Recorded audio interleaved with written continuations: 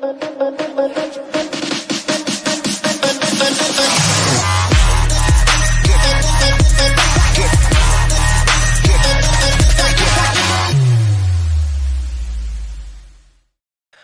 is up, team? Welcome back to the Cricket Weekly podcast on the Reverse Scoop with Adam and Nabil.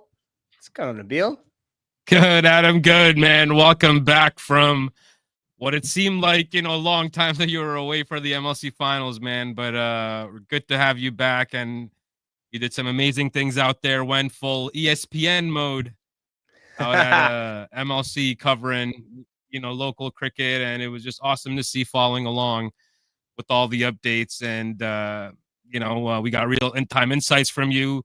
So right off the bat, I want to get, how it was like, a report from you quickly covering the MLC finals, how your week went, and, what were some of the learnings, man, that came along the way this past week. Wow. What a week. So big week. Biggest thing was full media credentials. So I had full media credentials. So I got to go. I got the tag over here somewhere. I got to be all official. I got to wear my badge, walk around with the lanyard and everything. So we got to go first starting in the press box. So you get to go to the press box. You're in there with all the other press. Pete Delapen is there. Z is there. Neil from Bat Ball USA was there. Everyone's there. So anyone that's like scoring or reporting, doing anything like taking photos, video, or keeping score, they're all in the media room. So you're in access to the media room. So that's the first part. And then second part is like basically not all ground access, but we had access to basically 360 of the concourse. So I got to go over to the sports bar, sit in the sports bar area, like the private sports bar area. The seats over there are in Grand Prairie are over the dugout. So they're over where the players run in and out. So at one point I was filming a video, and Pollard's just sitting behind me in the background of the video. I haven't posted it yet, but he's just sitting in the background of the video. And then you're like right next to the players. And then I think one of the coolest parts of it was having some of the players bump into me and then be like, "Oh man, I love your stuff." Like I ran into Matt Trump, and he was like, "Oh man, those leggies, you were ripping those leggies." And I was like, "Oh, thanks, man." That's awesome. I ran into Ali Khan. I got to catch up with Corey Anderson. Just bumping into different people. Like even though it's just quick, like, "Hey, how's it going?" Quick wave or handshake or whatever. It was cool. Then I was in the press conferences for the pressers. I got to do the captain's press conference, and I was in the press conference for the final. But all the questions that I wanted to ask were kind of already asked, and I just kind of enjoyed the moment being there. So yeah, that's kind of a wrap on the experience. Yeah. That's awesome, man. That's awesome. It seemed like, you had a wonderful time, and, we all loved your style, loved following along, getting all the updates, man, at MLC, 2025 season, and Mumbai Indians, New York, coming out victorious, man. We didn't, kind of expect that to happen, but it's always the middle of the table team, right, that may come out on top usually in these big championship matches. So how do you see it, man? How did Mumbai Indians, New York, find a way to take this championship? Well, that was their same run in the first season. In the first season, they ran through from fourth place, and a lot of people talk about how they won 3 games and still managed to win the whole thing. Well, technically, if you took away the finals and just blended all the wins together, they finished with, hello. Sorry, whole computer froze there. I'm gonna start again because I want to clip this for later. So if you take the whole MLC as a whole, most people were looking at the MI New York and they were saying, well, they only won 3 games and then they went through and won the whole thing. I'm like, okay, but if you take every game and exclude the finals and the regular season and just put them all together, well, they won 6 and lost 7. That's how you look at it from a whole perspective. Whereas if you take and then you take Freedom, they would have won 7 and then lost. Well, technically, Freedom would have won 8, lost 3 because they skipped a game, right? So that's, I think, something there is that on the perspective, they ended up winning 6 games and losing 7 games, which is a run of the middle of the road, back and statistic there, but they got himself. I think my biggest the turning point for them was. I remember being here. I was home. I was like, the game against LA. I was like, I posted this video. I was like, this game is bigger than anyone thinks. This is kind of a no contest game, but it actually is everything. Because if LA win this game, it's going to knock MI out of the competition. And if MI win this game, they're going to go through, and then they're going to be on a roll. And that's what happened. They won that game. They got themselves through, and then they just had an incredible run in the finals. Like Trent Bolt basically won in the final. Like I mean, 2 games prior. I mean, him winning. That kid, man, Agarkar, he came through big. No, but I mean before that. I mean, they wouldn't have made the final. They wouldn't have even been in a place to be in the final if Trent Bolt hadn't hit those 2 sixes in the qualifier. They were down and out in the qualifier. They were down to 8. There were 8 wickets down. It was him and Kenjige. And Hassan Khan got thrown the ball, and he bowled these 2 worst balls of the season, happened to be to Trent Bolt, who put him down the ground for 2 sixes back to back. So that in itself, when they won that game, that first qualifier game, it was electric in the stadium. It totally turned the tide. It was a similar feeling. It would have been a similar feeling when Hetmeyer hit the 6 to get Seattle in for that first win, and then they went on a 1-3 in a row. It would have been a similar thing. They got all this belief built into them. So from that point, moving into the final, people at halftime, they were asking, what's a pass score? I said, pass score was 180. And it's a 50-50 game when we started the game.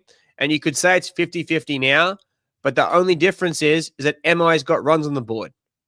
So now it's a 60-40 game because I've already got the runs on the board. Pass score is 180, but Washington's got to get him. And then coming out, first ball, straight down his throat. I'm gonna clip it and post this video tomorrow.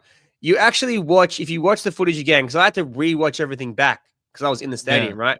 But you watch Owens, he's facing up, and then he goes.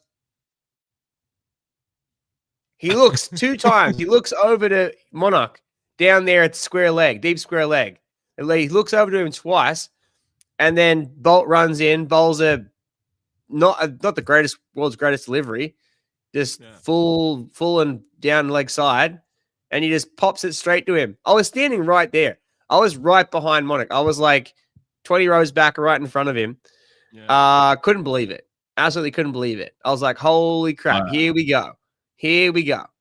And then same over. Andre skies one. And then the replay, his bat handle and his bat completely turns. I don't know if he slightly let go of his grip right at the end, but Pollard holds onto the catch, juggle, hold on to it. It was crazy. It was crazy. Yeah, man. Looking at the scorecard though, right? I mean, like, what's really unlike, a player in this lineup, his innings. I mean, Glenn Maxwell, the captain, right? 15 off 16. How do you make that, man? Because he's the kind of player who we all know can take the game on and take it away from any situation. But if he scores a 15-ball 30, for example, they win this game.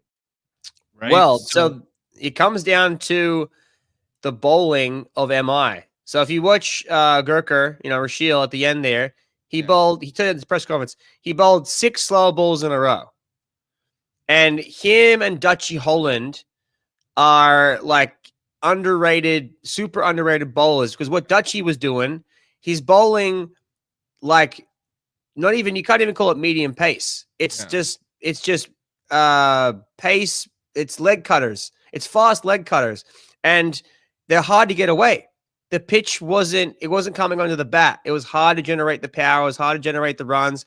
It wasn't carrying all the way through. And if you watch that final over, that they were swinging through the ball so quickly They were just swinging through it. They were wanting the ball to come onto the bat, and they had organized it perfectly. Where Rashil bowled 6 slower balls, and it took the final ball to him to eventually pick up on one. But at that point, they already needed 10. Yeah. So it was just well executed. And Ricky Ponting spoke about this in the presser, in the captain's press conference. He was like using the pace, and he spoke about Dutchy and how he uses the pace, or doesn't use the pace. He takes pace off the ball, and how you can utilize the pitches and bowl slower and get a better result rather than bowling fast. Yeah. And that's what happened. There's a perfectly bowled wide balls. Tristan Lewis, he bowled an incredible over also towards the end there, bowling a little wider balls, not able to get the balls away. And it was one of those things where it was a pressure situation. They needed to try to get the runs. They were trying to manufacture shots to get the runs, but they were bowling slow. It was hard to hit away. So it was one of those things. And Phillips got stranded. He couldn't get back on strike because if Maxwell didn't get out, they maybe just ran a single, then at least Phillips would have been on strike for the last 3 balls. So that's also what happened, is that there was the game management at the end might have been just try to get a single to get Phillips chaotic. Got chaotic, yeah. But this was Washington's game to lose. You know, the way I'm looking at this, they, 180 was a par score, and if they kept their cool, they should have chased this. Again, if Glenn Maxwell faced 15 deliveries at the end of the day, man, and the kind of player he is, he's bound to connect at least a couple of shots. Right? Well, I don't think you can't. I don't think you can blame. You can't blame Maxwell. He can start from the top down. Yeah. Mitch Owen gets a duck, golden duck, so he has no impact on the play. If he just scores 10 runs, they win the game.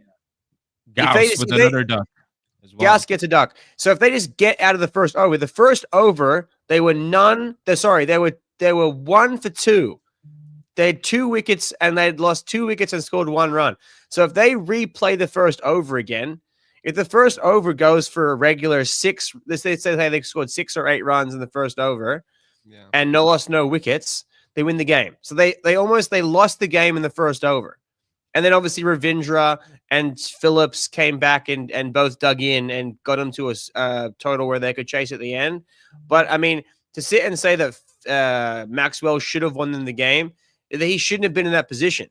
That's also like you can't to rely on one batter to get it done. And to rewatch the balls that were bowled, it was just very well bowled.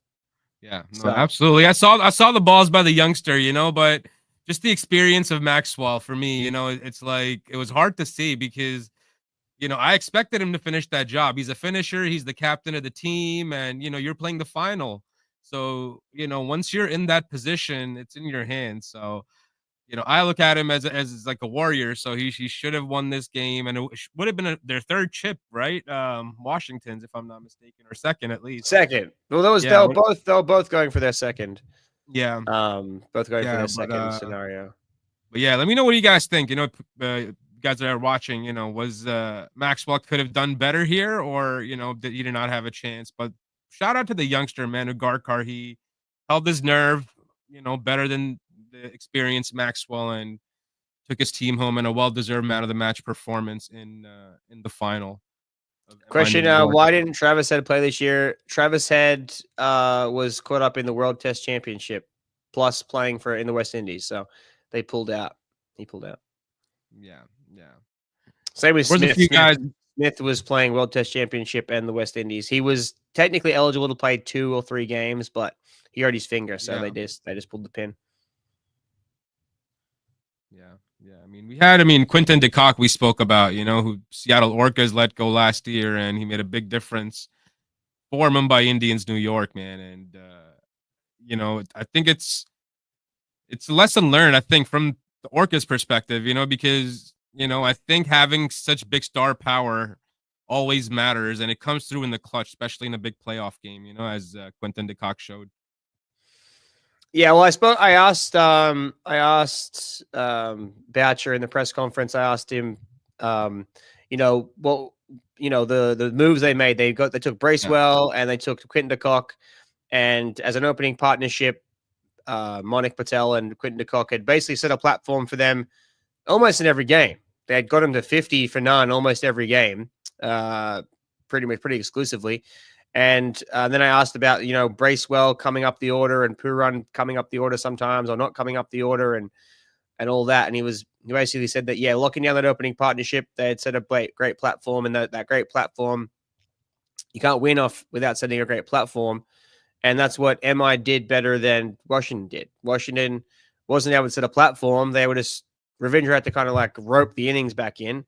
And Monik Patel and Quinton de Kock went out and set a platform. And statistically, even before they went to Florida, statistically, Quinton de Kock and Monik Patel were in the top 5 run scorers, and they'd only won 2 games or whatever at that point. They had scored all these runs, but they hadn't put a win together because the rest of the batting order hadn't fired. Pollard hadn't fired. Mickey Pooran hadn't fired.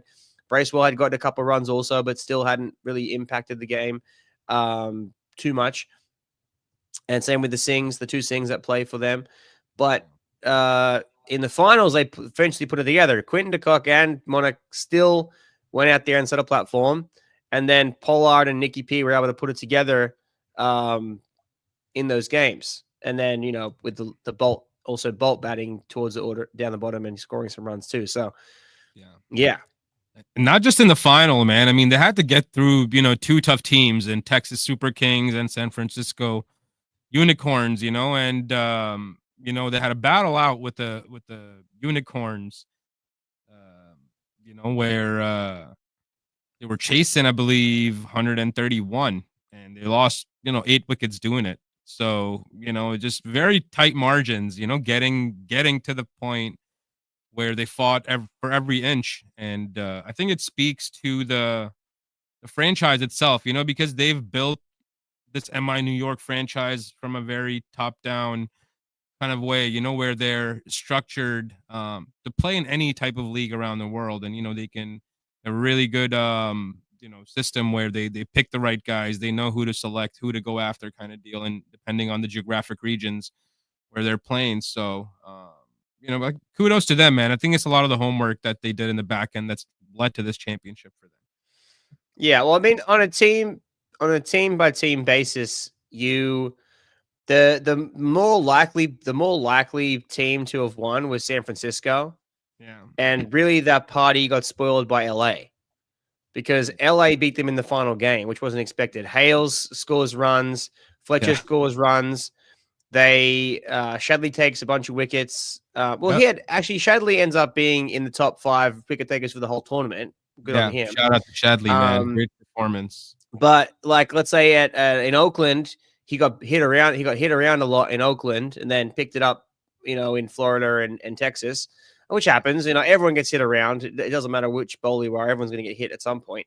But that LA game beating San Fran, like I had typed up an email for the MLC. They wanted some video ideas or whatever. So I typed it up and it was during the game. And I'm like, well, the matchup is going to be this and this because San Fran will beat LA. So the matchup will be San Fran versus Washington. We can do something about the rivalry from last year.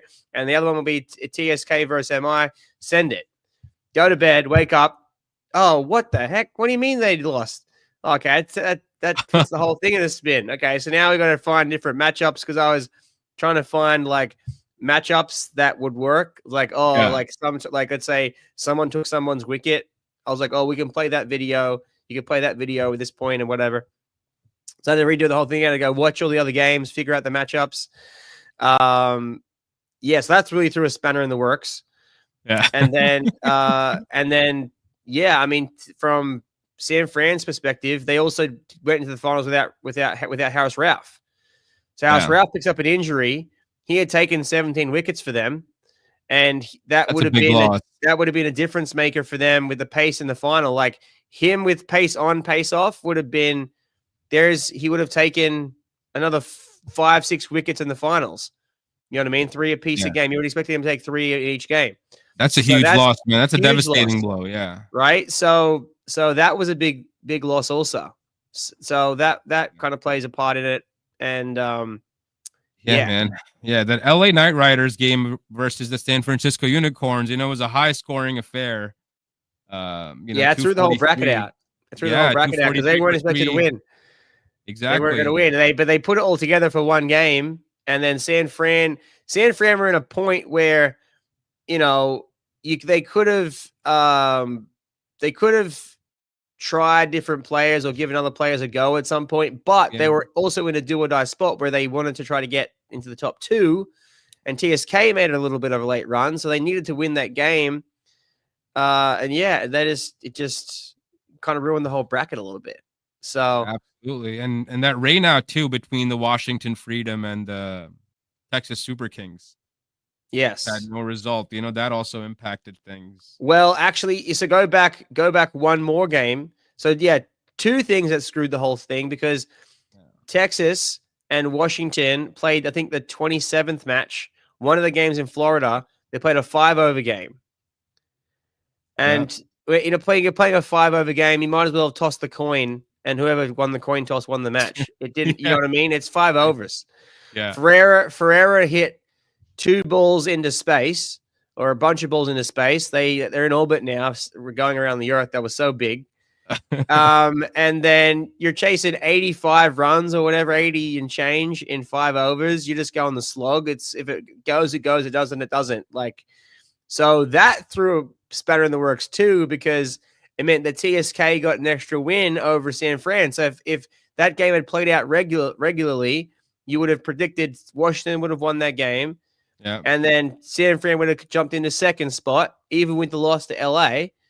And then TSK would have played MI and most likely would have knocked them out the first time. You know what I mean? So, or if it was the washout situation, then, you know what I mean? And then it would have been, well, I guess, yeah, then well, actually, you know what? If it went through to the washout situation, Washington, I don't know. I don't know how it would have, yeah, Washington probably still would have gone through.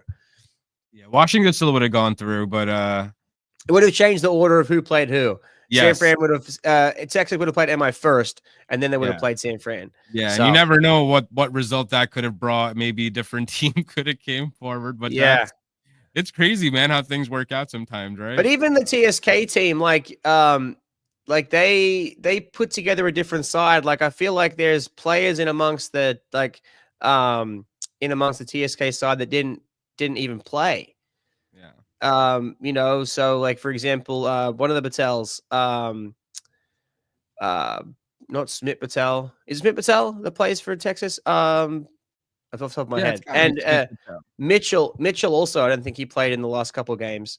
He may have played as a batter, but he was walking around on the sideline. Kumar. Nish Kumar. Sorry, Nish Kumar. Nish Kumar didn't bat in the last couple of games. I didn't bat much at all in the tournament for Texas. So you know what I mean? And there was Fuff was basically the one holding the whole fort down for Texas. Yeah. You know what I mean? And he was the most experienced guy there. Mukamala was doing great because if you look down the order at all the batting, at all of the different lineups, the most solid top 4 was San Francisco. Yeah, San Francisco had the top 4. They had Short, they had Finn Allen, they had Krishnamurthy, and they had Jake Fraser-McGurk. Jake Fraser-McGurk came in first, but that top 4 was solid. That was solid. And off the bat, we can touch about Krishnamurthy. Like Krishnamurthy's picked up a deal. He's gone playing to the Arab League or the Viper League, Vipers or something. He's going somewhere. The Dubai League. He's going to Dubai. So he's picked up a contract with them. So congratulations to him. And awesome. I mean, he played phenomenal, honestly. Yeah. No, he did, man. He did. And that's what we want to see. Our guys getting a go around the world, with contracts and deals like that, because they can improve their game only that way when they go play around the world and they can show their performances. And the young guys really stepped up. Like look at Rashil, Sanjay, who else? Mukamala. Well, Monarch, I wouldn't call him a young guy. He's just a staple. Yeah. He wouldn't call him young. He's a USA player, I'm just USA looking at player. all the USA stars, for sure. What's going on, team? A lot of people in the chat saying, "Hey, what's going on, team? You guys got any questions?" Shadley did well, right? So I think I think the makeup of the USA team moving forward is going to be different. And I mean, we don't have to get into USA cricket because that's just one whole kit and caboodle. But we don't even want to go there. I think I had a good conversation. I had a good conversation with Adam Hall from Cricket Impact Group, and what'd he say? the way we phrased it. No, we talked about it, and it was just that it's different in America. It's different where you don't have international teams that are followed by the nation. He said we spoke about that. I forget which he mentioned outside of the World Cup. Like if you think of outside of the Soccer World Cup, you don't really follow a US team throughout the year. You follow a franchise. You follow an NHL team. You follow an MBL team. You follow a basketball team or a baseball team. You don't follow the nation's team unless it's Olympics. And cricket is a weird situation where every other country that has cricket, you follow the national team. Yeah. You follow Indian cricket. You follow England cricket. You follow New Zealand, Australia, South Africa, whatever. So the pinnacle of the end of the conversation was the pinnacle is now franchise cricket.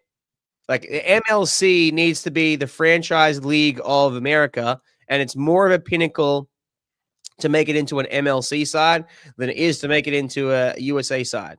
Yeah. Because they're going to pick 11 players and they're going to go do their thing, but you're never going to get the viewership for that game unless it's a World Cup. But you're never going to get the viewership for that USA game that you are going to get for an MLC game. Or for a player going to play even in Nepal or playing in Dubai or playing in SA or, hopefully some of these guys get to Big Bash, or IPL status. But you're going to get more views in the MLC playing as a USA player than you are for playing for USA. So I think, and the focus moving forward, I think for all of us should be focusing on MLC growth and franchise growth and making it feel like to an American that, hey, you're invested in a franchise, and that's the pinnacle. Because, USA cricket's only going to roll around every 2 years when we come into a tournament setting. Yeah. Yeah, but even the franchises, in my opinion, they have to be, obviously branded in a certain way that captures the audience's attention. That's why I like Seattle and, San Francisco Unicorns. They're, branded in such a way that they can capture new audiences, new markets. And, for them, I think it's just about adding more, franchises, which they're looking to do in the next couple of years. And hopefully we can get more, longer seasons. I don't want to compare MLC to, MLB, but in MLB, you're really tested, through the amount of time of cricket you play. It's not really,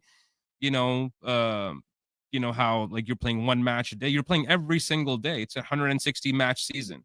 For cricket, that's tough, but I think we can get it to be longer, have more players that are invested into the MLC here that are playing a longer season of MLC. That can perhaps get it mainstreamed. I don't know. Well, I think the issue with cricket over baseball, and I explained this, I don't know, I was explaining it too, but if you think about it, like in the difference between baseball and cricket is that cricketers are their own person and they transfer different leagues around the world. There's a 360-day a year cricket calendar, and it's everywhere in the world. It's not in one country. We got like I said, SA20. You got the Big Bash starts December, January. Then you got the SA20. Then you go to the IPL. Then you go to the MLC. Then you go to the 100. Then you go to wherever, Nepal. And then you go to Dubai. And then you go to Pakistan. And then you go wherever, right? And then it loops back around, comes all the way back around. Then it goes back CPL, right? CPL. And you loop back around to the Big Bash, right? That's the cycle of life for a cricketer. And the Americans have to get involved in the sport of cricket and have to get involved in the players that they're following, because it's not just an American thing. It's not just the MLC. They have to be invested in all the leagues to loop themselves back around, because we're never going to get a 162-year MLC scenario. That's just never going to happen. It has to be that they're invested in cricket enough to follow the leagues, and that those leagues get broadcast also. So it's not just the MLC's issue. It's everything from CPL to the SA20 to IPL to Big Bash. That needs to be streamed on USA television as if it's a big deal, because it is a big deal. Because IPL now is just went to number one, biggest franchise league in the world. It's $18.5 billion. It's IPL is now bigger than NFL. It's now bigger, right? And so it should be treated like that on the world stage in broadcast rights. They should be streaming it in America and treat America like they're getting access to the biggest game in the world. And obviously but the problem is it's all like, oh, this money, that money, whatever. Just get it on ESPN. Put IPL on ESPN. Put the Big Bash on ESPN. Just like Australia is watching MLC for free. Yeah. It's free to air. MLC is free to air in Australia, right? So they should have, in vice versa, they should hook it up so that Big Bash is free to air in America. Yeah. You know, and maybe that never happens, but if Americans are watching cricket, it doesn't matter where they're watching it from, because you can't expect every American to come to Dallas, Texas to watch a cricket game. Yeah. But they can watch it on TV. What do you think a bottleneck is, though, there, Adam? Like, between getting these media right deals, you know, from... It's all media right deals. It's all ads. Yeah, I mean, like ads and media right Willow deals. Cricket, for example, right? Willow Cricket does media right deals for USA Cricket or an American cricket here, right? So, you know, why can't we get into the free space like ESPN, for example? Or I think that's what I'm saying. Channel. Just so selling the ads. The problem is selling the ads, because the TV runs off the ads. So the problem is selling the ad space. No one wants to buy the ads. And so I'm like, well, how can no one buy the ads? Because I'm watching Willow TV, and the Willow TV commercial comes up and it says this no ad broadcast is brought to you by McDonald's. And then they play a 50-second McDonald's ad. Wow. And I'm like, hang on a minute, you just told me it's a non-ad stream, but I'm watching McDonald's. And I'm watching, if you watch it on Willow, there's an ad every over, there's an ad. Yeah. I can almost repeat it. He's like, cricket's expanding massively.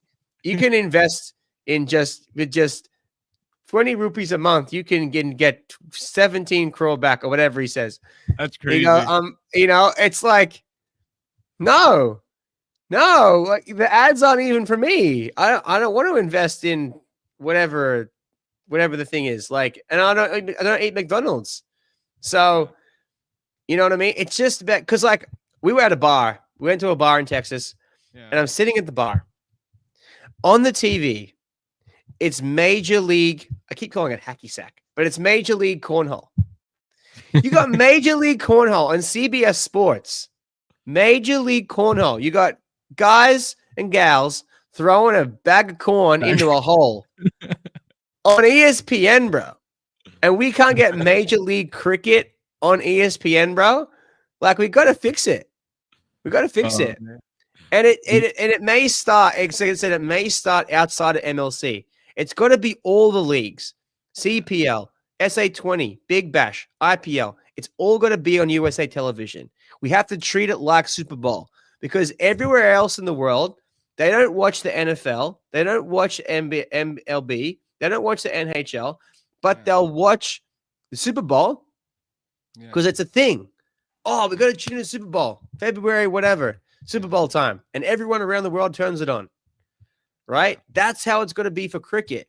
Oh, we got to turn it on. The final's coming up. We got to watch the final. Oh, it's coming. We got to watch the final. If it's just on TV, they'll see it. Yeah. You know what I mean? Yeah, no, I agree, man. I think, you know, also it's about the time spans, right? I mean, like, you can't get a new person into cricket by telling them, hey, let's watch a game of cricket for 4 hours, a T20 game of cricket, right? But Hong Kong, for example, had that Super Sixes, right? 6 aside, they would play like 6 over, 10 over matches. I played it. I was there. Yeah. So maybe maybe we need something creative. You know, like that, but that's geared for American fans, American audiences, where it's a short form. Maybe you play for like 30 minutes or you air it for 30 minutes. Cornhole match is like a 30-minute, 15-minute match where you throw beanbags into a hole, you get points of landing on the board, and the match is over. Done and done, dusted, right? 15 minutes, 20 minutes, and people got you know what they signed up for. No, so maybe in cricket, you know, here for American audiences, we can come up with something that gets them involved at least at certain basic levels, even if it's, for a short amount of time. Yeah. I like where your head's going. I like where your head's going. Yeah. There's nothing wrong with people saying T10 in the chat. T20 is the perfect little scenario. Okay. Yeah. The thing is that you have to think about it in two phases or in two holes, like in two categories, right? Yeah. You have the broadcast production, how it looks on television, what it's like watching it on TV, right? You have that portion, right? That's portion A, which I'll say straight up, the MLC does a great job, phenomenal job. The production of the MLC is top tier, right? Yeah. Americans just don't understand it yet, so that's not the problem. Then you have the second tier is the actual coming to the game, going to the game in person, watching the game, experiencing the game. And what we're finding over and over again is when an American comes to a game, they say, "I don't know what the hell's going on, but man, is this exciting." That's the feedback you get, right? You don't always know what's going on, but something's always happening. And when you hear a baseballer, when you hear someone that's come to a cricket game, explain it to someone that hasn't gone to a cricket game, they say the same thing. They go, "Oh, well, you know how when we go to the baseball, there's only like 2 or 3 home runs," and they're like, "Yeah, well, in cricket, there's like a home run like every over."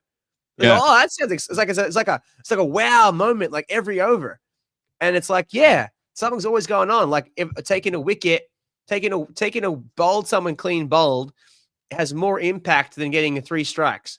Wow. At a 3-strike situation, you're like, okay, got him out. But do you clean bowl someone? Oh, he's gone through him. He's gone knocked over his castle. Oh, look, it's different. You know what I mean? Yeah. Yeah. So that's the thing is that you have to look at it from 2 sides of the coin. How is it at the game, and how is it for the fans watching? And for the fans watching, you have to think about it completely differently.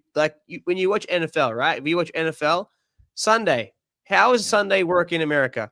Oh, come around over for a barbecue on Sunday. Come over, we'll watch the game together. We'll have a beer on Sunday, right? It's just part of American culture, right? Yeah. So that has to be built into it too, where watching the sport is part of your life. Oh, cricket's going to be on Saturday. Come around, we'll watch the cricket. Come have a couple of beers and we'll have a barbecue, watch the cricket, right?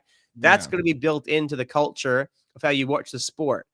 So because you can't expect everyone to go to these 3 stadiums, you have to expect them to watch it on TV. How are they watching it? They have to understand it. They got to understand it, and they have to have people around that care enough to watch it. So that's kind of the thing. So even if you broke it down and made it a whole new sport, they have to still learn a whole new sport. They're going to learn T6s. Which I enjoy the sixes as a good. Oh, the cricket doesn't change, right? It's just the format of getting them to understand the game in a quicker way. Just to get them through the door, it's a hook. But I was saying, but I think T20 is a reasonable amount of time to invest in watching a game, and it gives you enough learnings.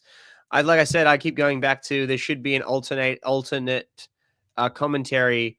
You can select English, Hindi, and then the American, and it's literally just me or someone else talking by the plate, just like you would see on ESPN. The actual game moves to one little box in the corner, and then it's up on a whiteboard explaining the play, breaking it down, going back to the guys in the booth talking about it rather than actually fully watching the play unfold. Because they have that you can do that for the NFL, or you do that for the basketball, right? You can have the commentators view, and in the studio, them talking about it, and they have the map in the corner, the live game in the corner. So I think that's an option that I would push them to explore for next year, is having alternating commentary where you're not watching the game, you're watching someone explain the game and with the game in the corner, so that Americans can be like, oh, choose the alternating commentary so you understand what's going on. Because I think that's a great idea, they're trying to appeal everyone, right? Because Australia or England or India, they're not going to watch that. They're going to watch they want to watch the regular broadcast. Like we all watch the regular broadcast. And even if I'm watching, I want to watch the regular broadcast. But people that don't understand, the goal is to make Americans get involved in cricket. We should use that time to explain them the game. Put it on free to air, give them the alternate commentary, and they can choose to switch back if they want. They can switch between, because you can choose. If I switch, I can listen to it in Hindi if I want. Yeah, Yeah, yeah, absolutely. Or you could offer it as a package, the alternate commentary, for example. Somebody that wants to learn, they can pay an extra buck to get that added feature free on to their wear, stream or free to wear. It's got to be free to wear. Someone pay for the you ad know? space. Someone pay for the Yeah, ad space. that's Because I don't know true. if it's a point. If I don't know if it's to the point where American companies don't understand the value of it. Because I mean, like I said, imagine if the IPL they took on IPL, right? And then people are going to be watching it. It's a lot of eyeballs, a lot Yeah. of eyeballs. You know what I Yeah, mean? absolutely. And I think, even the investors that are obviously involved within, the Major League Cricket from within the IPL, I'm sure they would want to have, their own businesses here that could potentially take on some of those, ad spots because they're already invested. So I'm sure, it's in the works and that might take some time, for that money to come around within that space. But it's just, finding creative ways, right, to get people involved. And I think this having something even like Super Sixes where, me and you, for example, this I'm talking locally, us Oh, doing locally, I'm a down. Super Sixes content, contest and doing some content. And because that's scalable to teach people, right? And there's only certain matches that being played every year within, America, right? Especially Yeah, top level stuff, right? So yeah, it's really up to content creators like me and you to continuously put out content and grow that audience and get them involved in one way or another, get them through yeah. the door. No, So that's Super why I thought Sixes maybe is Super Sixes can be a something cool we can yeah. do. Super Sixes is absolutely the way to go for. Like I said, I've played Hong Kong Super Sixes. It's one of the funnest things I've ever done in my life, and Yeah, it's you play multiple games in a day. Everyone's lined up back to back. You set the round robin schedule. It all gets done in like 2 days. I think it's like 2-3 days. It all gets done. Like I think we played in a big bracketed system, so I think it was probably like yeah. I think we were there 14 days, and I think it was maybe 3 or 4 days was actually cricket, full days of cricket. But yeah, um, that's yeah, awesome. I think locally that would be it because then you can the whole point would be you would bring in people that don't know cricket also. People that are Yeah, interested can still play because it's, you have the six players, everyone bowls by the keeper, so 5 overs each, six bowlers, you smack-a-thon, and even if you get out, doesn't matter. And as you have a system where you would have a system where the players rotate, so there would never be the same batters. If no one gets out in the first game, then the 3 and 4 batters would come in next. yeah. Like you would have to Don't you get recycle through. retired if you score like a 30 or something? If you score No, 30, then you're like retired or a I don't 40. know, Oh, that was but one of the rules. yeah, I don't know, but I don't know if that is a rule or if they want to make that a rule or I don't know. I don't think there was a rule for. I don't think there was a rule. I don't remember But there anyway. was a run limit, that you can score a certain number of runs as a batter, and then you have to, Maybe, you maybe. have to go out until your guys get out, and then you have to go in. But Yeah. Well, we could make that a rule, but I think the that's cool, biggest man. the um biggest thing is yeah, just setting something up and then getting people, Americans and baseball fans and everyone involved Yeah, into like a tournament, 1 day, 2 day tournament, so it's, you know, and make it pickup style where, you can throw a team together last minute and enter the drawer and go ahead. And with all the teams we have, almost every team every league could put two teams together. They haven't enough players to two teams. Basically, you know what I mean. So I actually I want to think look it's to launch. It's a good idea. I want to look to launch a Super Sixes league, man. If I can, I'm gonna talk to some of Super the Sixes guys that league, I know. Super Sixes league. It's gonna Because I happen. think that's such a fun and quick way to get local people and be like, dude, it's gonna take you an hour. Just make sure you can play a couple of matches a week, and you're getting involved. You're playing cricket, Yeah, and for an hour a week, it's yeah. something. You can even do it over and you can even do it in an afternoon, Yeah, like afternoon cricket. Even if during the summer, yeah, if it was like whatever first game starts at 5 and you can go until 8, you can play 3 games, yeah. of an evening. Crazy. You have a 5 game, a 6 o'clock game, a 7 o'clock game. Yeah, that's sweet. Because Let me you know know what I what do you mean? guys Like think of that idea. That you it's guys all coming watch it at together. Look at home, that. and It's all coming together. yeah, Look at that. Yeah, and then yeah, like for like the umpire's perspective, if you wanted to official umpires, they would just stay for the 3 hours Yeah. You know, this umpires stay on the field, and then the teams switch in and out. Exactly. Yeah. No, Yeah. that's great. So look at that. We're making it happen all right here on We're the pod team. making it happen, man. We're making it happen. Right We'll here on the see what pod. we can do. What's going on, team? If you're in the chat, make sure you ask your question. Got any questions Yeah, in the guys, chat? drop your questions. Getting a lot of what's up in the chat. How's everyone doing in the chat? What's up? What's up? What's up? What's up? How's it going? We dropped the ball, man, not that's airing cool. the So- T20 the T20 World Cup America for free. Was the T20 World Cup not on the free to air TV? I don't remember. I must have watched it on Willow. Yeah. I mean, Cricket is never free to watch in America, man. It was never free. Needs to be free. We'll make a campaign. Free cricket. Make cricket free. It's a luxury, you know, here in the States. We spoke about this a couple of podcasts ago, that the West Indies, the Prime Minister of the West Indies was like, President of West Indies was like, it's a right. It's a right to have people come to the cricket. It's a right for the kids to watch the cricket. And I was like, it is a right. Yeah. Everyone should watch the cricket. Should be a right. I mean, you know, on that West Indian note, you know, they're kind of in a scuffle right now after getting bowled out for 27. Oh gosh. So I've heard that they've given calls to Sir Viv, Brian Lara, Clive Lloyd, and Chandrapal to come sit down and figure out this debacle, man. How do you see that test match, Adam, that played out? Bowling got a hat trick, and just Australia just blew West Indies away, man. Well, this is the issue. The issue is that we live in a world now where the bowlers are better than the batters. Yeah. That's the world we live in. That's hands down. I don't know if I agree with that hot take. No, that's the hot take, bro. The hot take is we live in a world where the bowlers are better than the batters. If you take Cummins, Stark, Hazelwood, Boland, right? And you put them against any batter. Yeah. The odds of the batter winning are slim to none. Doesn't matter what team. Even take your Root, take Kohli, take Gill, take but in anyone. almost every era, we had bowlers that were dominant. You know, like these guys that you mentioned. No, true, very true. But if you put Sachin Tendulkar against Mitchell Stark, who's going to win? Sachin in his prime. That's what I'm saying. So bowlers are outdoing batters now. We live in a reality. We live in an era where the bowlers are better than the batter. You back the bowler. That's not to say that Stark can't compete. Stark will probably get Sachin a few times too. Exactly. But Ricky, Haydos, Lara, Langer, Sachin, Dravid, VVS Laxman, like any of these guys, Chandrapur, right? Any of these guys from that era, they were better than the bowler. The bowler was able to get them out, right? Even Shane Warne.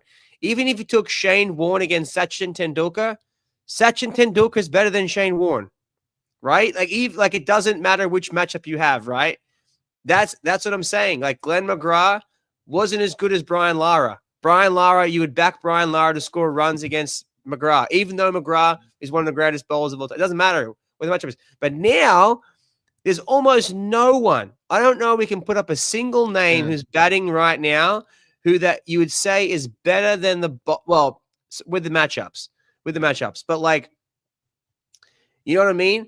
Stark, Cummins, Hazelwood, Boland. Doesn't matter. Very few. I mean, very few. I'd put some of the new Indian batters in there that are coming in. You know, you got Williamson. You know, you got Kohli. I mean, there's some guys that can do and have done well against some of these bowlers. Have had some successes. Right. So let's look at like India right now. India, England. Right. Yeah. Gill versus Gill versus the England lineup. Gill's better than the England lineup. Right. But Gill is not better than the Australian bowling lineup. Yeah. You know what I mean? Like those three guys are so good at cricket, so good at bowling that even if you made it a 50-50 between Gill and Stark or Gill or Hazelwood, because I don't think did Gill make 100 in the. I don't think he made 100 in the. He might have made 100 in the first test, I believe, not in the second test. Right. So you know what I mean? Like, but against England, he's made umpty 9 runs. He may even break the record for most runs in a series. He might even beat Don Yep. Bradman, Yep. right? So that's what I'm saying is that that Cummins, Stark, Hazelwood, Boland are so much better than the batters that it's not fair. So we go to West Indies. Is the West Indies falling apart? Yeah, but they're versing the best bowler, arguably. He could go down as the best fast bowler of all time. He's got 400 runs, 400 wickets. Wickets, yeah. He's now in the top rankings. He's only the 4th Australian to ever do it. Glenn McGrath's the only fast bowler above him, and he's on pace with he wasn't as fast as Mitch as Stain. Stain got to 400 faster than him, but Mitchell Stark's going to have had a much longer Test career than he has, and he's probably going to be able to go through the Ashes, and he may even go another year. So like, he has to be put in the conversation now as one of the greatest fast bowlers ever. He has 21. I think the number was 21 first ball innings wickets. Yeah. He got the golden duck first ball innings wicket 21 times. Yeah.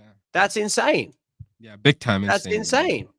I agree there, man. Stark is the best current fast bowler that is, around right now, and he's going to be added to that, list of legends when he's. You also have because like you say, Bumrah. Like Bumrah is obviously going to catch him at some point if Bumrah stays healthy and has a big career. But Bumrah, is still in the start of his career. But that's a question mark, though. The health, the injury, right. So right now he's causing trouble, and it's going to be like again. Stain's career was shorter than it probably should have been. South Africans don't have a longer career as everyone else because their Test cricket isn't as fluent as everyone else's. But like Rabada, 300 wickets. He's on the way to 400 with the wickets best also. average and a strike rate. Yeah, man. Rabada is a top strike rate. Right. So then you see how people face Rabada. He rolls through people.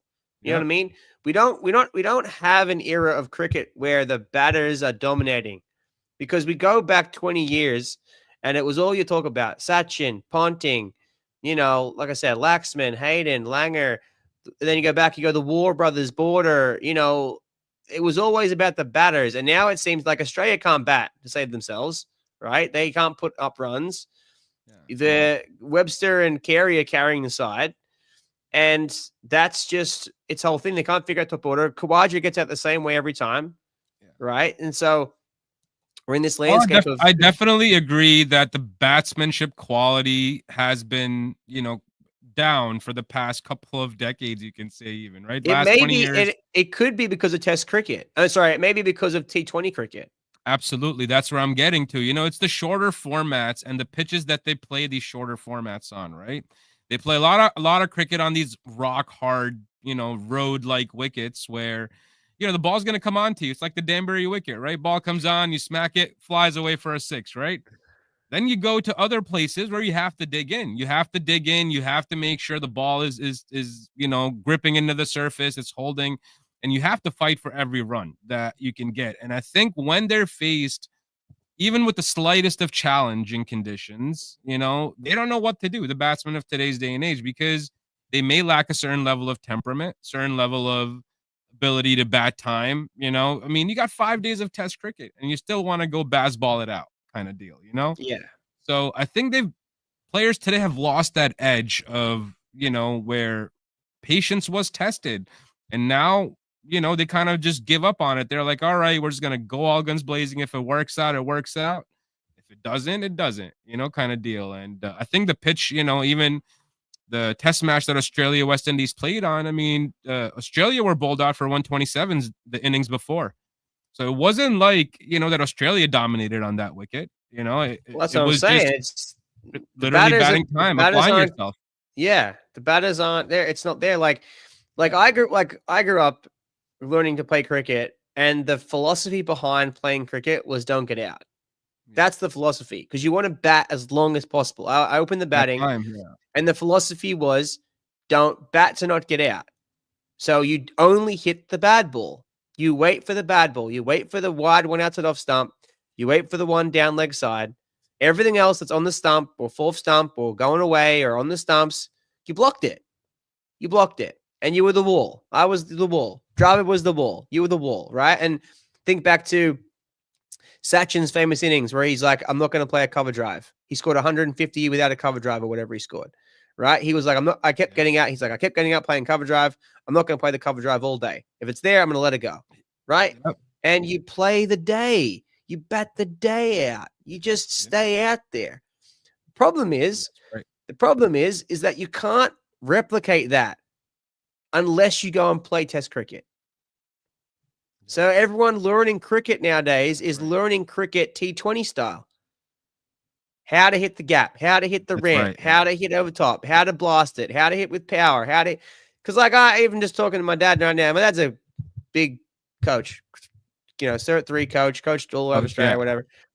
And he never taught me to hit big, right? And we were having a conversation about how to hit big because I'd never learned to hit big. I was always play to the offside. And when you play grade cricket, you don't get bad balls. You don't get a lot of bad balls. Everything's at the off stump. The ball's red ball, outswing. So all my shots are all through the covers, or if it's short, cut shots through the offside. You never really got a lot of bad balls. See, the bad ball, you just hit down a fine leg. I never really played through cow corner or to mid on because the balls were never there to hit that direction. So it began, but now you have when everyone's playing whatever, you're just whacking it. Full swing of the bat. Full swing of the bat. If it's outside off stumps, full swing of the bat. If it's leg side, full swing of the bat. If it's short, full swing of the bat. You go play Connecticut Southern League. Where play? Just from the get-go. Whack, whack, whack. You can't set, how do you set a field to that? I'm like, how do you set a field? You can't set a field. You don't know where the ball's going to go. Put a ball where you think the ball might fly to off the edge of the bat. That's basically where you put a person. Because it could go anywhere, and there's no rhyme or reason to it. And so that's what happens with cricket these days. Is that but then you go back to you can always roll it back to like think like Khawaja. Khawaja only plays Test match cricket, and then he played the Big Bash, some ODI cricket, some ODI and some Big Bash, right? But maybe that's enough to throw him off his game, because like Test cricket's like its own beast. You know what I mean? And they have to be able to withstand that because Bazball's coming through and they're going to do Bazball and 3-day tests. But you look at India and England, they've just gone 2 5-dayers, 2 5 absolute amazing advertisement for Test cricket, man. 2 5 crackers. Yeah. You know what I mean? Because they are 2 perfectly balanced, poised teams. It's balanced. It's balanced. The batters are just as good as the bowlers. The bowlers are just as good as the batters. Any man could get them on their day, but you can bat the day. The roads are decks. Absolute. You just go for it. And I think that is what has to happen in Test cricket. You got to have them on roads. You got to let them play out 5 days. You know what I mean? But Barbados, you just got swinging the ball onto the stumps. Don't know how to block. You watch the blocks. You watch them block. Yeah. The block, they're through the shot. It's not a block shot. You try to drive it down the ground. It's not a block shot. On a block shot, the bat should always be facing back towards you. As soon as your bat face goes this way, points forward, you didn't play a block shot. You played a drive. And if you're playing a drive, Mitchell Stark on a swinging pink ball, you need to go get your head checked. Goodbye. Don't do that. Stay one. Day one. If I was a coach of West Indies, if I was sitting down, I'd be like, okay, guys, see this right here? This is Mitchell Stark. And this is a pink ball. When you see this man holding the pink ball, we do nothing but block. We don't drive. We don't cut. Yeah. We don't do anything. We block. We block all day. Okay, that's all you do is just block. None of this punchy business, none of this driving. Just block it. Just block it. Don't leave. Block it, man. Don't leave the ball, and don't leave the ball, and then don't review the ball if you leave it. If you're doing the back.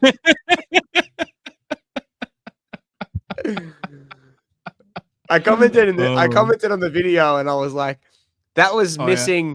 That was missing off, and it was missing leg. That's where it was missing. That's why he needed to review, because it was missing off stump and it was missing leg stump. That's why he was making sure. Yeah. It just happened to be hitting middle stump, even though it was missing off and missing leg. I'm like, oh, why are we reviewing this? You left the ball go. That's too funny, man. Too funny. That's hysterical. But I think in that England-India test match, right? I mean, I think a fit Ben Stokes, makes such a big difference, right? And I think he was really the difference in this test match. He got the man of the match award as well. Took 5 crucial wickets throughout the test match, scored some crucial runs. And, there were some big hundreds. I mean, Joe Root scored 100, 104 in the first innings. And for India, KL Rahul scored 100. But I think it fit Ben Stokes with his clutch performances, always takes, the game for England if and when he performs like that. So it's good to see him, man, and, coming into some type of form, because I know last couple of years, he had been up and down a little bit with his fitness, with his performances, but I think now it looks like he's full go. It's also one of those things where it's hard to put into perspective. Like you got to put into some perspective. Like it's one thing not getting runs, but like as a team, the team has to work together to get the runs. So if you think of Sachin or you think of Bricky or whatever, they got ducks. Yeah. They got less than 10 runs. Yeah. They got goldens, but they were able to hang out there in the big moments and make it happen. Like that's the thing. The difference in the eras is like you think of the Australian team, Labuschagne being dropped because he hasn't been able to score runs and he hasn't been able to save a game or win a game or hold his own. You know what I mean? It's like you got to be able to do it in the big moments. You know what I mean? And the team has to work together in the big moments. And it's going to be interesting with the Ashes coming up. I feel like it could just go really sideways really quickly. Like, and all of Australia, I think they're going to dominate England, man. They always do. No. Ashes bring something else out of them. What are you on? Where? How are they scoring runs? Can you please show me a way they score 350 runs? Please show me where. How? Put it together. Steve Smith. I would probably take out Labuschagne out of that lineup. He's already out. He's already gone. Yeah, he's been sucking. So right now, if it just stayed the way that it was, I'd back Khawaja, Constis, Green, Smith, Head, Webster, Carey. Right there, that's the lineup right now. Yeah, I mean, I think it needs another batsman. I would keep one of Cameron or Bo Webster. I would not keep both of them in that lineup. And you got to keep Webster because he's scoring runs. So you keep Webster, you take out Cameron Green. You tell him to go work on his game and come back strong. Why are we? What's he been doing? What was he been doing for the past 2 years? That's what he was doing for the past 2 years, working on his game. Coming back from injury. I thought he had a back injury. He was hurt, and then he came back. He played a couple games. Yeah, but I mean, at that point, Bo Webster took his spot, so now he's got to hit the bench, and until Bo Webster. No, well, technically, Webster took Mitch Marsh's spot, took the all-rounder spot. So Cameron Green is technically also bowler and batter, but he just exclusively bats now, apparently. But my big thing is that Josh Inglis should be the opener. I'm going to die on this hill. I'm dying on the hill that it should be Josh Inglis should open the batting for Australia. And even if he's not keeping, he did keep in this last game because Carey got injured or something. Yeah. But I would have Josh Inglis be the batter.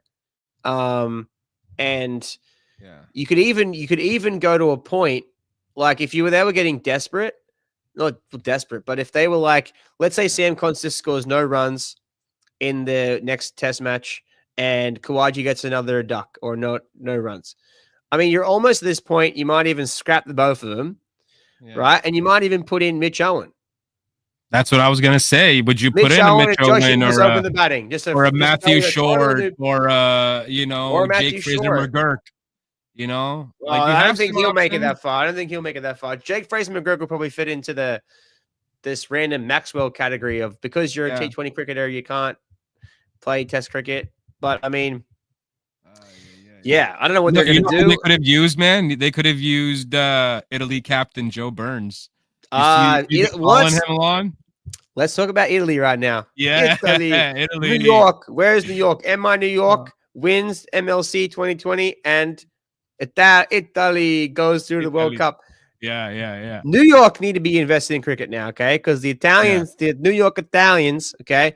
MI New York, this one. Okay, MI New York, this one. And Italy's going to the World Cup. So New York has to be invested in cricket right now. New York's got to be invested. What are you talking about? Forget about it.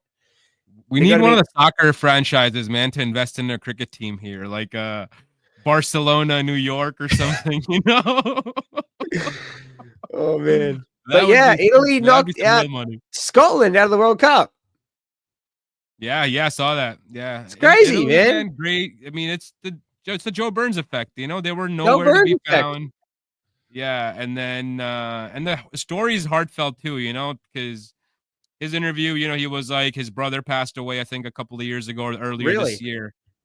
Yeah, and that's why he moved to Italy to, you know, kind of because he played local domestic cricket in Italy, and it was his vision and his dream, his younger brothers, for Italy to reach the T20 World Cup. And Oh wow. I didn't know that. you know, yeah, yeah, his mother's from Italy, so you know, younger brother was always in Italy, played a lot of cricket there, played local cricket there, and he was part of the national team for Italy too, I believe. And then I think once he passed, you know, Joe Burns kind of took the mantle, and he Well, I was think like, one of the cool things about the European League in general, like the European League almost gets more view time oh, than absolutely, like I see the European League all the time. European League's yeah, on YouTube, free streaming.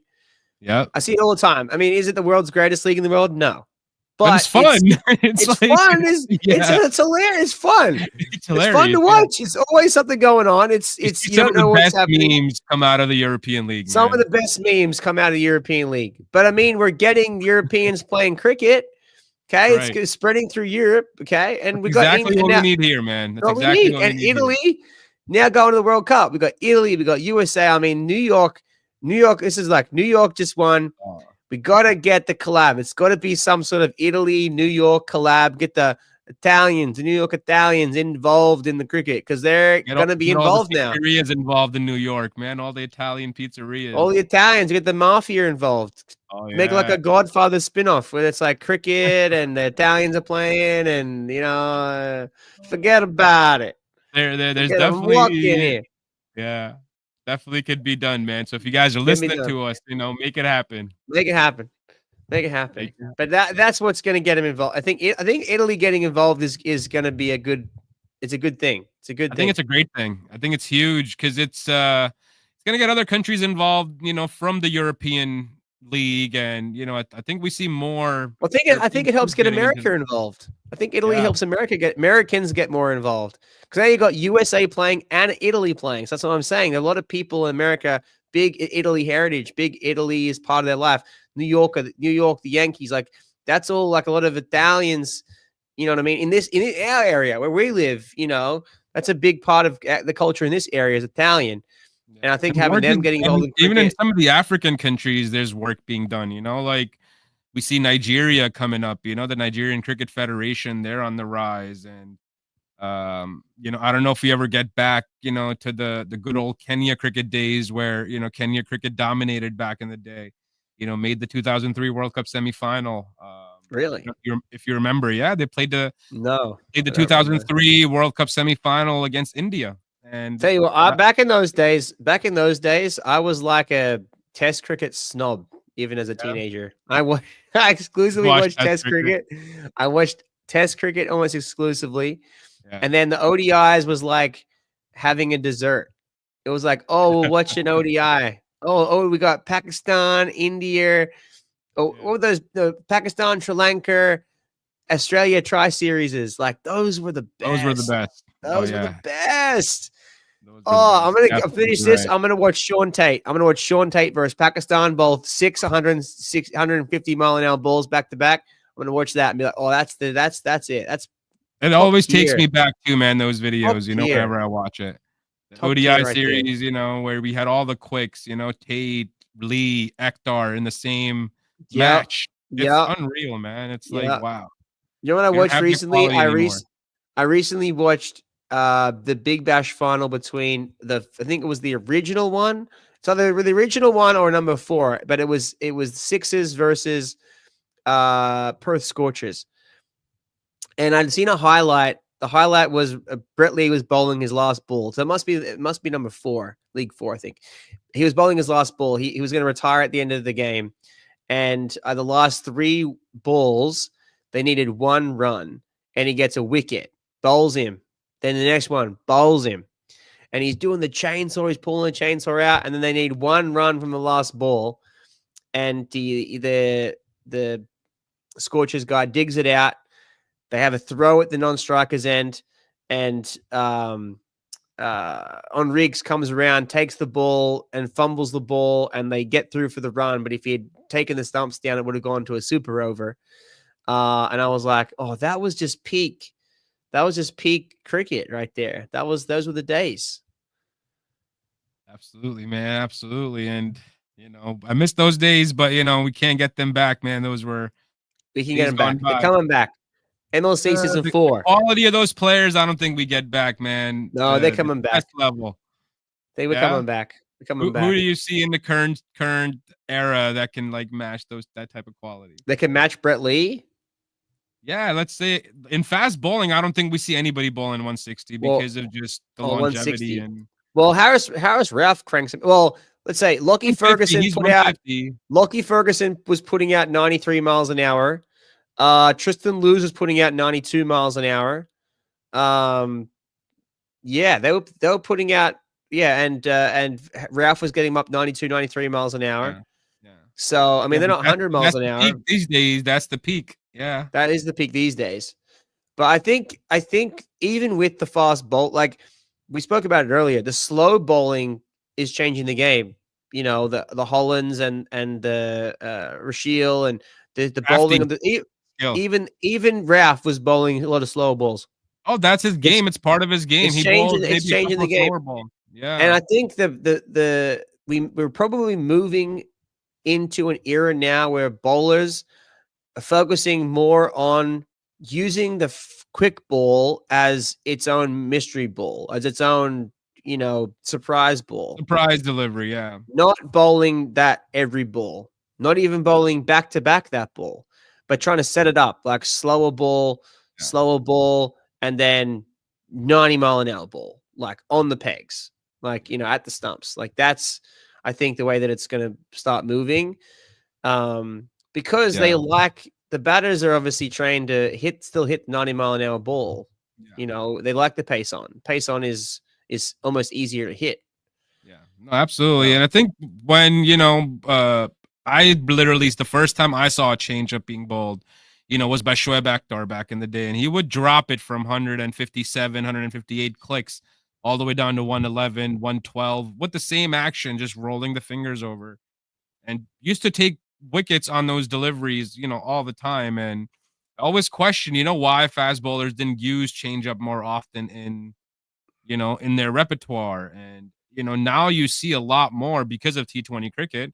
But before then, it was, very conventional back in the day. You have a variation that comes in, you have a variation that goes out, a bouncer, a Yorker, maybe a seam delivery that seams off the surface. And that was really it, for most of these fast bowlers. But now the slower one that they're starting to use more often, as you said, 3 slower ones or, 1 slower, 1 fast, 2 slower, 1 fast, whatever the combination it is. But it's definitely being used more often. The slower bouncer is really big these days. You ball the slower bouncer and people don't know what to do with it. Yeah. That's back in my day when I played, it was like exclusively you would have like 2 right-handed outswing bowlers, you would have 1 left armer, and you'd only have like someone that could swing the ball, an in-swinger. And you're like, okay, this bowler is an in-swing bowler. This bowler is a right-hand outswing bowler. That's all it was. They were the same. They were just, that's how they bowled. Yeah. They were a left arm, which would be left arm in-swing bowler. You know what I mean? And that was how they didn't do much variety. There wasn't much, I'm going to put 1 away, 1 in, 1 slower one. It was just, they'll go away or they all come in. And then they'll put a bouncer in or they'll put a Yorker in. You know what I mean? That's basically, it was the length that was the variety, not the direction of the ball. But now it's like, it was more predictable too, yes, much more predictable. Yeah. Nowadays, you don't know, like, you can't sit on a particular pitch. Yeah, for sure. Yeah. No, I was going to comment here. Stark is the most underrated test fast bowler of modern era. That not underrated, man. I don't. He's not underrated. He's the best. No, he's very good. I think the most underrated, technically, if you look by Yeah. wickets taken, I was shocked that Lyon has 562 wickets. Oh yeah, he's a goat.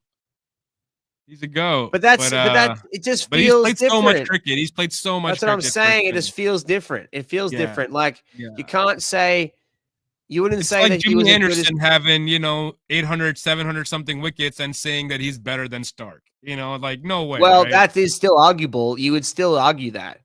I mean, Jimmy Anderson longevity is wise, the best. maybe. Yeah. Jimmy Anderson arguably is the best swing bowler of all time. Yeah, but he can't be compared to Stark, I think. I think Stark I is think he can be next compared to level. Stark. You can compare us like when it comes to swing, obviously Wozzy Akram and all these guys, but Jimmy has to be up there in the conversation for one of the best swing bowlers because Oh, McGrath was more of absolutely. a seam.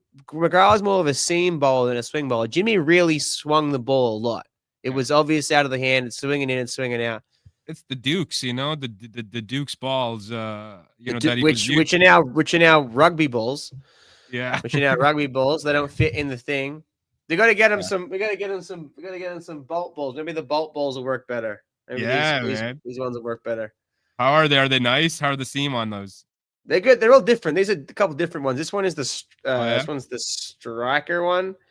I think the top tier one is this one. Is the elite one. I can't. No, I think I have one downstairs. Yeah, but they're definitely quality. I think this could be the nice one here. Oh yeah, this is the test. This is the test version one. Yeah, the seam is like a little less pronounced. These ones I think are the club versions, and this one is the test match version, I guess you would call it. Oh, sweet. Not that we really use the Red Bull too much out here. Yeah. But no, it's definitely nice. That's for sure. I used them the other day when I was bowling in the nets. Yes, I saw those shorts, man. That was ripping some leggies, great bro. bowling, ripping them leggies. Ripping them leggies, bro. Dude, they were turning like a foot and a half. Bruh.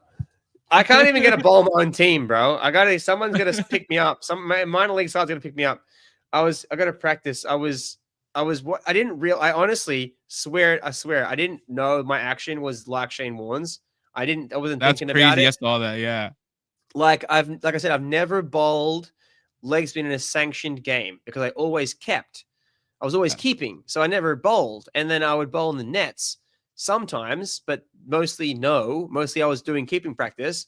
So literally it's been a year. It's been a year of me bowling leg spin as an adult with just a memory of how to bowl leg spin because I literally grew up. There was this, in Australia. I can't find it. I've Googled it. I can't find it. There's no remnants of it ever. And it could just be my imagination. But when I grew up, there was a cricket ball that you could buy at the store. Like you go to Kmart or to Target and buy a ball. And it was plastic. And it had little finger marks on the ball. And it would show you where to hold it to bowl a leg spinner or a top spinner or the deuce or the rung in. And it came with a little booklet. And it showed you where to place your hand, where to put your wrist position, and it showed you how to trajectory it and where you put it. And I would sit in the backyard for hours just bowling with a plastic ball to no one, and it's just a stick at the other end, one stump. Hours. Never played in a game. In your muscle memory, man. It seems like muscle memory. Never played in a game ever. I think I bowled one leg spin over when I was under 12s. And they called me the Bannon Bomber because I would throw the ball so high, it would be like a bomb coming down on them. It would just go, it would sky it. It would be like 2 stories up, and then it would just come down. And so they only bowled like one over ever. I did bowl an over of off spin in grade. I had 3 drop catches in an over. And somehow never got a bowl again. And yeah, and so that was it. That's all I ever bowled. I never bowled because I was keeping. Funny. Yeah. So I'm bringing the leg spin back, and banning the bomber. Banning the bomber. We're gonna get shirts printed. I was looking at the action, and when I was watching it back on the replay, I was like, "Wow, it's exactly like Shane Warne's. That's muscle memory, or just monkey see, monkey do in the brain." But there's something that I do with my wrist. I have this weird thing where I like break my wrist away too early or do this Yeah. with my wrist before I go to bowl. So that's what happens. That's why the bomber happens, because if you break your wrist too early, your ball is sitting up in the air when you go to release it. So Yeah. I got to get the wrist more this way. So I've been like No, but visualizing that it was and like, uncanny, man. When I saw that comparison video when you put out, I was like, dude, this is like I didn't believe it either. step for step. I was The like, dude, comments were this is every crazy. comment was like, and anyway, YouTube, TikTok, Instagram, they're all like, oh, Yeah. it's Warney, it's Warney, it's Warney. I'm like, okay, let me see how close it is. And I put it in CapCut or whatever. And I was like, the Holy leap, moly. the elbow, the finger to the ear, the elbow to the side. Because Everything, dude. because I also watched Stuart McGill, Yeah. and I always thought that I bowled like Stuart McGill, His but I action was don't. a bit different. It would come out and whip around the side. He would be he was like horizontal with his arm, and he was much faster. He would run in much faster. And I shook myself. I was like, wow, that's 100% muscle memory, and that's watching 1,000 balls. That's just my brain. Okay, cool. That's how you're gonna bowl now. That's what Shane Warne bowled. So now I'm a Shane Warne. Sick. I was like, I was gonna put out a video like Mufasa. He lives in you. He lives in me. Well, he definitely lives in you, man. We got to bring him out. That's right. You know, that's cool, man. And yeah, dude, it's been a great chat tonight. It's almost at the end of our episode here for episode 37 here at Cricket Weekly. Adam had a great time covering MLC, at Mumbai Indian champions. England winning that test match, and Australia also blowing away, West Indies. So all of that was, tonight. Adam, you got anything else before we call it, man? In the chat, I got a question in the chat. It says, how do I play cricket when I live so far away from my club? Where do you live? Let us know where you live. If you live in anywhere near Connecticut, New York, you could find a side. The best thing to do with anyone, if anyone's watching and you're interested in cricket and you want to find a club, just Google it. Google your city or your town or any big city near you. Type in the word cricket. You'll find cricket. Generally, they'll have a Facebook page or they'll have a website. Club cricket. Or club cricket, right. But I mean, like how I found you guys originally was I literally just Googled it. I was like, cricket in Danbury, Connecticut. And then you're like, okay, there's a person here, there's a person there. And there'll be a number to call or someone to call, and you call up the number or send them a message or send them an email, and someone will get back to you, and away you go. So. Yeah, absolutely. If you can get involved in cricket, just as Adam said, look for a team in your area, and you can find them on Google. They'll have some type of presence. Oh, it says it's a club, small town in Texas, Granbury, Texas. I guarantee you, somewhere near you, there'll be cricket. There's in so Texas. much. There's cricket. a lot There's of cricket in Texas. Yeah, I don't know where that is exactly, but there is all year round cricket in Texas for sure. For sure. Even if you're not playing outdoor, you can even play indoor league. Shout out to the Lords Indoor Sports for having us out there. They have an indoor league that runs all year round, and they're hosting the USA championships. Or the international championships are happening at that sports ground out in Dallas. So shout out to them. They have indoor cricket. I mean, technically, if you're talking about pick a game that Americans can get excited about that could teach them cricket, indoor cricket. Yeah, indoor cricket is very similar. Well, is cricket, but it's cricket, right? It's kind of like that's what they call it. Call it what? Box cricket. Yeah, box cricket or indoor cricket. You play with the net around you, and I mean that's a 360-year sport. You can play it anywhere indoor. You don't need the helmets because you play with a plastic ball. You whack it's whack-a-mole with a plastic ball. But again, it's accessible. And you can play it if indoor sports center has it. Like the indoor sports center I went to was cricket specific indoor sports, but they have nets where you can play futsal or soccer as well. But they have indoor net facilities. And I played back in Australia. We would play. I competed in a nightly league. Every Wednesday night or whatever, they would have an indoor league, and you just come into the league and play in the night game. So that's a sport we could look at. A version of cricket we can look at to get them more excited, because that's a 360-year option. Yeah, absolutely. So get, if you want to be part of that, check it out in your area, guys. And hardball, softball, wherever you think you want to start, everything. Eight ball. tape ball is available, and you just got to look for it. It's there. When it comes to cricket, it's there. It's there.